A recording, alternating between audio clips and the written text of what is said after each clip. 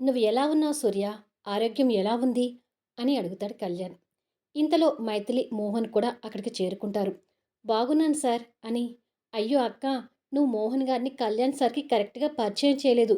నేను పరిచయం చేస్తాను ఉండు అని తిరిగి కళ్యాణ్ వైపు చూసి, సార్ వీరు మోహన్ గారని మా ఇంటి పై పోర్షన్‌లో రెంట్‌కుంటారు అని పరిచయం చేస్తాడు.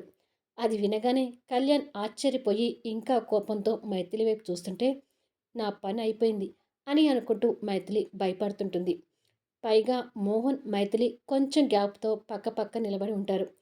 కళ్యాణ్ చూపుల్లో ఆ భావం కూడా అర్థమై మైథిలి మోహన్‌కి దూరంగా జరుగుతుంది.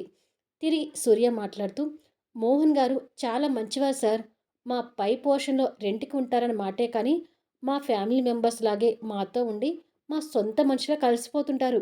మోహన్ గారు మా అక్కకే కాకుండా నాకు కూడా బాగా క్లోజ్ అయ్యారు అంటాడు నవ్వుతూ.